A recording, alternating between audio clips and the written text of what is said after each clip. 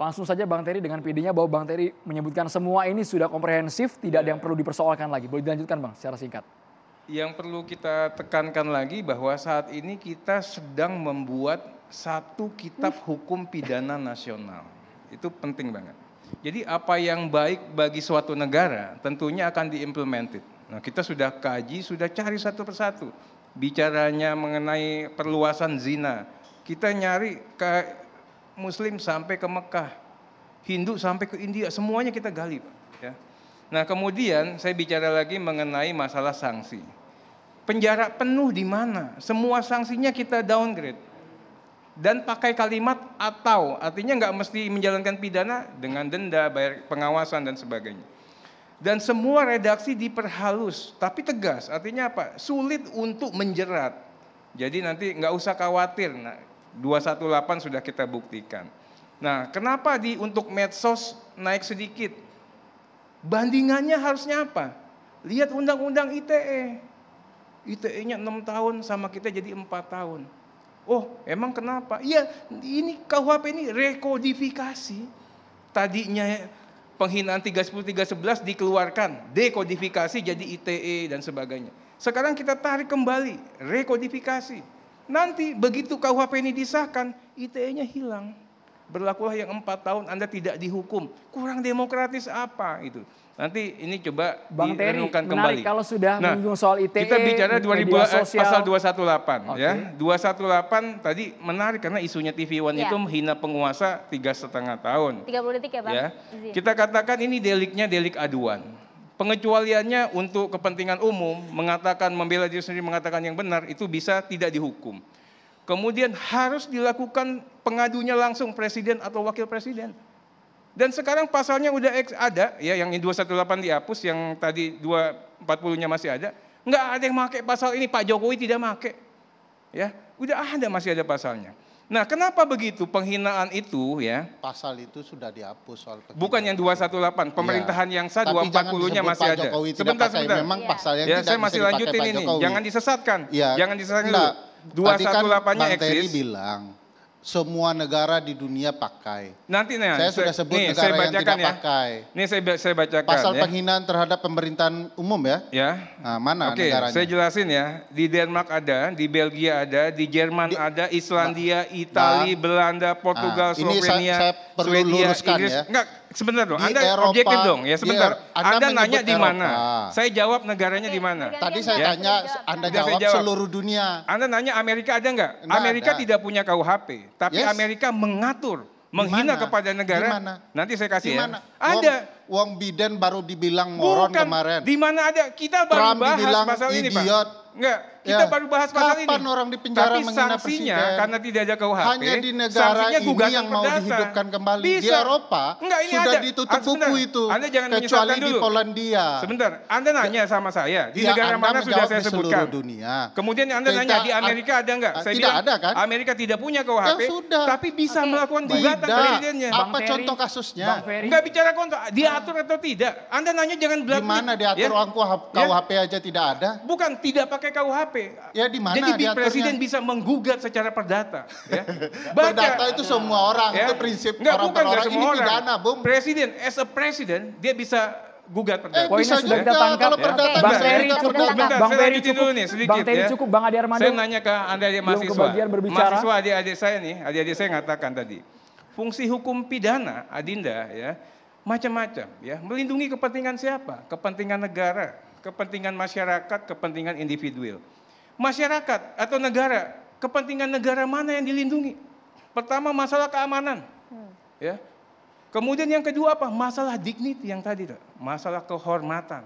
Anda bisa bayangin pemilu ratusan triliun untuk milih warga negara. Begitu dia ini langsung dianggap landai, bisa dicaci maki, celah. Ini kita katakan begini sedikit ya. DNA-nya penghinaan itu di mana-mana perbuatan tercela, baik dari aspek agama, aspek moral, sosial kemasyarakatan dan sebagainya. Ya, makanya kami merumuskan ya untuk mengatur seperti itu. Bang Terry, saya mau kasih contoh kasus saja untuk Bang Terry. Suatu waktu Nabi Muhammad tuh dihina seorang nenek-nenek. Tidak pernah itu nenek-nenek dipidana. tapi dibantu untuk Baik, pindah Bang rumah. Ferry, Oke, Bang terima Ferry. Agama Islam tidak pernah Kita ke penguasa Bang Adi Armando mempidana. cukup. Bang Di Ferry, sini pun Bang tidak Bang ada, Ferry Pak cukup. Jokowi juga tidak ada. Bang Ferry, Tahan. kita dengarkan sudut pandang Oke. Bang Adi Armando. Sama, Pak. Silakan Bang Adi Armando. Ya, Sebagai terima pegiat kasih. media sosial jangan sampai kemudian kurang Masuk- begitu paham dengan pasal ini, Bang. Oke. Ya, kalau saya ya terus terang, saya juga mewakili teman-teman yang lain barangkali, Bung Arteria, kita sih berharap memang pasal tersebut tidak jadi ada di dalam KUHP yang nanti disahkan ya. Niatnya barangkali baik dan bisa dipahami dari tadi penjelasannya, tetapi memang bahayanya terhadap demokrasi terlalu besar. Pemerintah itu memang harus menjadi pihak yang bisa dihina, harus bersedia dihina karena ya dia memang harus seperti tadi dikatakan dia melayani masyarakat. Kalau dia bekerjanya nggak beres, dia bisa dibilang moron atau idiot atau goblok atau apapun atau seperti dulu Bu Mega pernah dibilang mirip Sumanto. Kan pernah tuh dulu kasusnya ya. Ya Jokowi saja persis seperti Anda bilang. Kan mengatakan saya nggak ada masalah loh sama pasal ini. Karena memang kita ingat misalnya, ingat nggak majalah Tempo pernah buat sebuah karikatur cover di mana dia digambarkan sebagai berhidung panjang seperti Pinocchio. Dia tidak melakukan apa-apa. Karena saya pikir itu mencerminkan kenegarawanan dia. Nah dalam hal ini kita memang harus terima kenyataan bahwa pemerintah adalah bukan sesuatu yang terlalu sakral untuk tidak diganggu, tidak dikritik, tidak dikecam, tidak dihina. Mereka harus mau dihina. Anggota DPR harus mau dihina. Sebentar ya. Mungkin dikritik Bang, bukan dihina gitu. Enggak, kalau saya bahkan sampai tahap dihina pun itu boleh. Sebagai bentuk pelayanan. Yang tidak boleh adalah difitnah. Kalau saya mengatakan Bung Arteria korup, Anda boleh menuntut saya. Apalagi di depan televisi seperti ini. Jadi defame atau pencemaran nama baik itu boleh. Tapi kalau cuma dihina, ya hina itu kan bisa bergerak dari kata-kata kotor, alat kelamin dan seterusnya, sampai sekedar bilang bodoh. Kamu tuh bodoh, kamu tuh nggak pantas jadi presiden lagi atau jadi menteri atau apapun. Nggak masalah itu Bang ya? Nggak masalah mestinya. Saya khawatirnya begini Bung Arteria, begitu itu dilarang, kita betul-betul akan bungkam. Tadi teman-teman nanya, Bang Ade gimana? Ya udah saya diem aja, saya akan ngomong yang baik-baik aja. Saya akan puji-puji aja pemerintah yang manapun, DPR yang manapun, saya akan bilang oke, bagus kok kerjanya. Nanti Cokro TV nggak seru lagi Bang. Siap, tutup.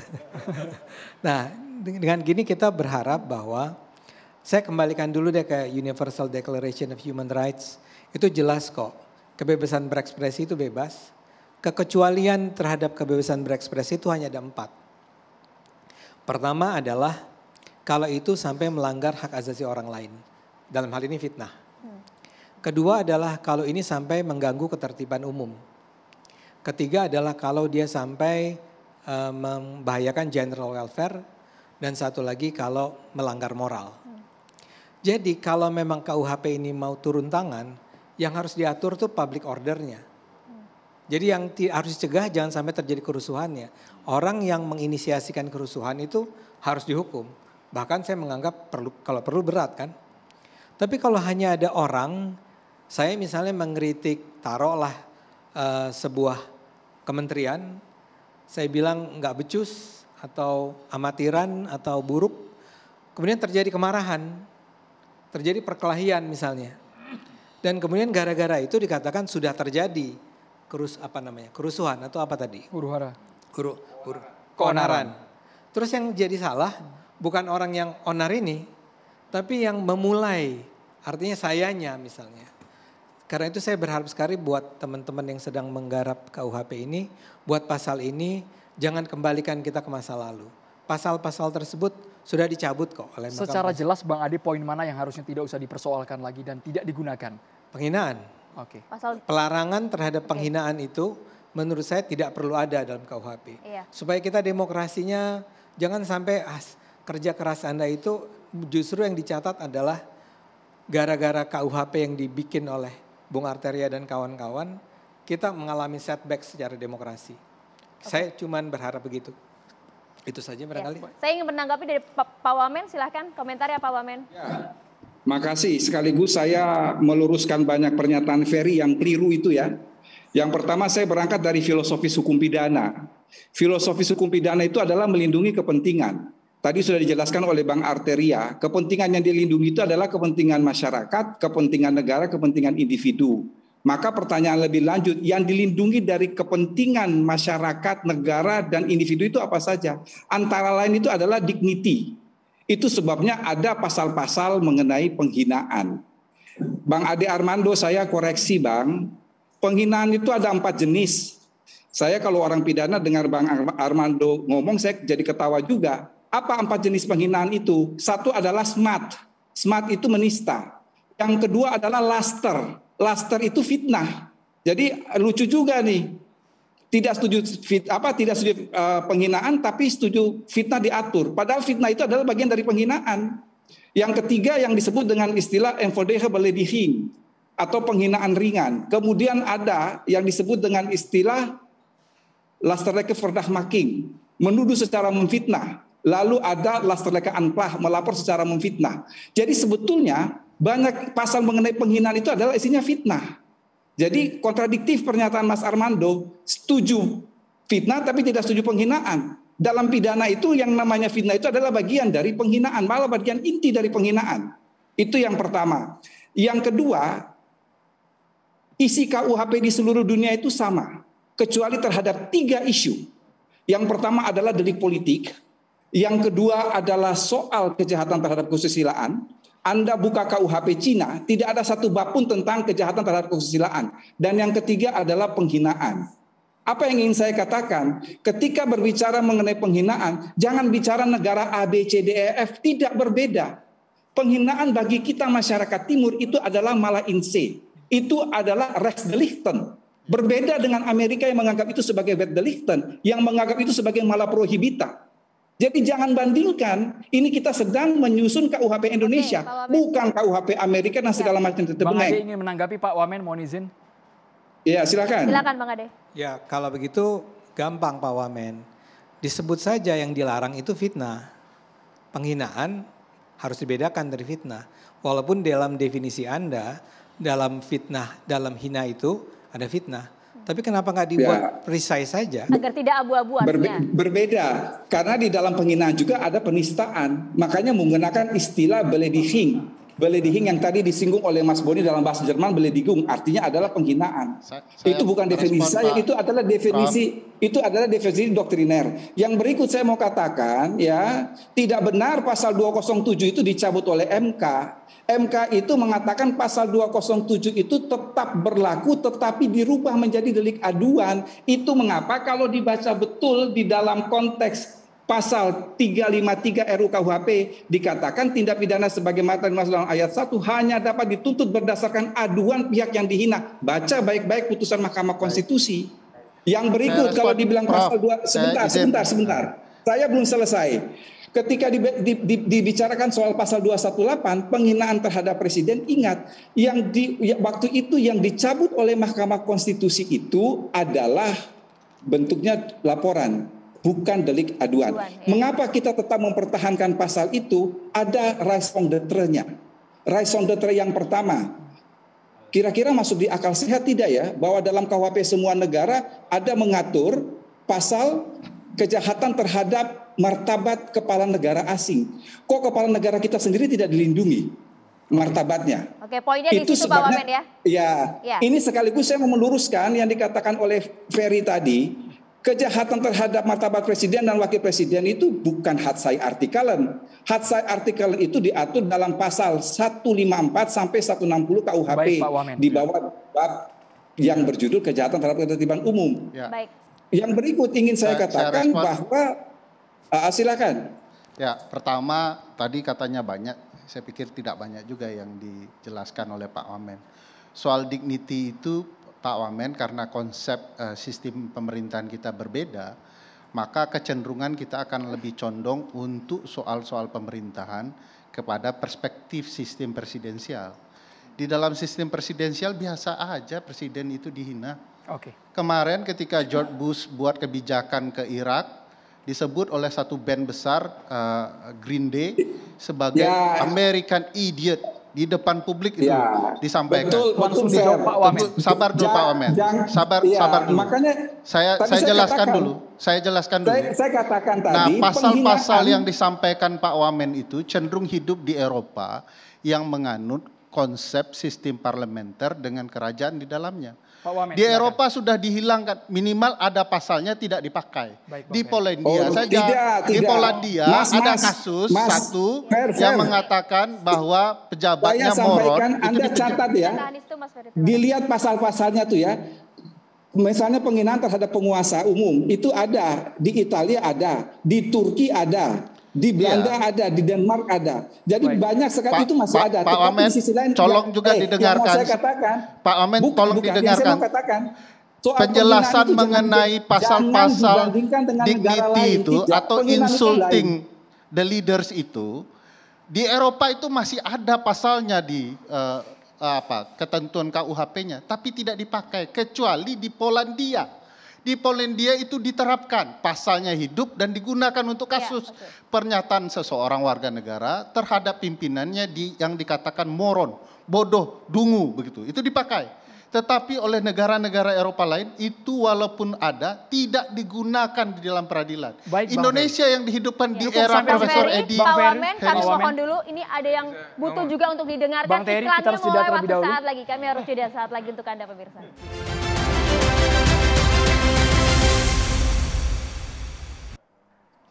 Ya pemirsa, kita sudah kehadiran Kiai Haji Syarif Rahmat di studio. Assalamualaikum Pak Kiai. Wabarakatuh. Silakan. Ya. Assalamualaikum warahmatullahi wabarakatuh. Waalaikumsalam. Mudah-mudahan teman-teman semua yang berada di sini benar-benar memikirkan rakyat, insya Allah. Al-Quran memberikan gambaran bagi pengobatan tubuh manusia yang sakit. Minum madu. Selama ini sering kita mendengar kata semanis madu. Padahal faktanya tidak semua madu manis. Ada yang pahit, ada yang asam, ada yang peuheur, kata orang Sunda. Madu-madu itu semua bisa dikonsumsi. Tergantung stabilitas tubuh manusia apa yang terganggu. Semua madu itu syifa'ul linnas, diproyeksikan untuk menyembuhkan penyakit instabilitas tubuh manusia. Nah, kejahatan, keburukan itu penyakit sosial itu. Dia harus disembuhkan dan harus ada vaksinnya. Tentu tidak semua obat itu manis. Ada juga yang pahit lah. Ya kalau anak-anak yang masih baru kemarin merdeka mungkin masih butuh dengan obat yang manis.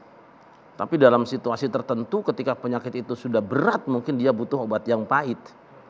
Dan orang tua bukan cuma madu yang pahit. Dia bahkan akan mencari sendiri jamu yang paling pahit asal aku sembuh. Asal badanku sehat. Siapakah orang tua bangsa hari ini? Ketika corona menjangkit, semua dokter bicara. Ada yang sekedar suruh pakai masker, naik dikit jaga jarak. Kemudian ada yang sampai vaksin. Dan bagi yang sudah parah benar, mau tidak mau bukan cuma isolasi mandiri, tetapi juga dirawat di PRJ, di rumah sakit itu. Ada orang-orang yang sok tahu mengatakan ini apa? Biasa saja. Korbannya banyak. Tetapi mereka yang pernah dirawat karena benar-benar kena COVID-19, dia mengatakan terima kasih kami sudah dirawat. Berat memang meninggalkan keluarga, pahit benar, tidak bertemu orang. Tapi ini obat yang menyembuhkan. Tetapi satu yang harus catat. Madu itu bisa menyembuhkan penyakit orang tanpa meninggalkan bekas dampak. Tidak ada dampak negatifnya. Saya ingin bangsa ini punya obat yang bisa menyembuhkan penyakit sosial, tetapi tidak berdampak negatif sosial. Saya kira teman-teman kita DPR, saya berdoa mudah-mudahan semangat kalian untuk mengurus bangsa ini lebih tinggi daripada semangat kalian semua mengumpulkan suara di pemilu. Dan saya berharap gairah pemerintah untuk menyembuhkan penyakit sosial, penghinaan, penistaan lain sebagainya, lebih semangat daripada ketika berkeliling sosialisasi dan pencitraan dan sebagainya. Mudah-mudahan biaya penyembuhan penyakit masyarakat ini juga bisa dianggarkan oleh DPR yang lebih besar. Dan para ulama insya Allah siap turun menjadi dokternya. Dan umumnya mereka itu orang-orang yang gratis karena Tuhan yang membayarnya. Saya kira itu saja. Terima kasih. Assalamualaikum warahmatullahi wabarakatuh. Waalaikumsalam warahmatullahi wabarakatuh. Terima kasih banyak Haji Syarif Rahmat, Bang Arteria, Bang Boni Hargen, kemudian Mas Melki. Terima kasih juga Pak Wamen, terima kasih Bang Ade Armando, Pak Abdul Fikar, terima kasih juga Bang Ferry. Pemirsa, kita akhiri catatan demokrasi hari ini. Terima kasih atas perhatian Anda. Saya Maria Segaf. Dan saya Andrew Medan Merkuri. Terima kasih. Selamat malam. Sampai jumpa.